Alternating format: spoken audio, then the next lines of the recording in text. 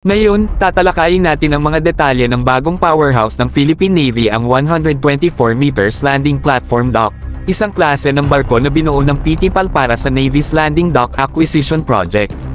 Ngayon, pag-usapan natin ang mga teknikal na aspeto nito. Terra. Ang bagong klase ng barkong ito ay isang malaking pag-unlad mula sa mga nauna ng barko, kabilang na ang kilalang Tarlac class, na gawa rin ng PTPAL. Ito ay isang patunay sa patuloy na dedikasyon ng Pilipinas sa pagpapalakas ng kanilang kakayahan sa karagatan at pagtatayo ng kanilang pangalan sa pandaigdigang eksena. Pero teka, hindi lang ito simpleng barkong pandagat. Ang Philippine Navy ay naglaan ng mga armas na para sa mga kampyon. Isipin mo ito, isang 76mm Auto Malare 76mm Super Rapid Main Gun, dalawang 30mm Aselsan Smash Secondary Guns, at ang pagpipilian sa mga world-class close-in weapon systems ang Rheinmetall Oerlikon Millennium Gun o ang Aselsan Gulf Dennis. Ang kanilang armas ay tunay na may lakas.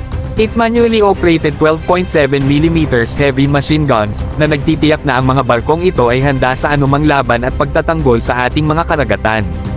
Ito ay isang pagsasanib ng lakas, presisyon, at advanced na teknolohiya na magpapalakas sa buong mundo ng maritime.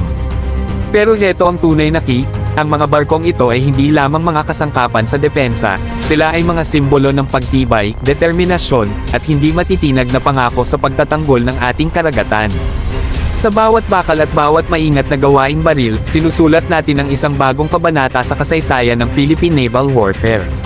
Kaya, maghanda na kayo, mga bro, dahil ang kinabukasan ng Philippine Naval Warfare ay mas magiging kumikinang kaysa kailanman. Mula sa malalawak na karagatan hanggang sa pinakamalalim na bahagi ng ating teritorial na karagatan, tayo ay naglalakbay patungo sa isang hinaharap kung saan ang lakas, inobasayon, at hindi matitinag na determinasyon ay naghahari.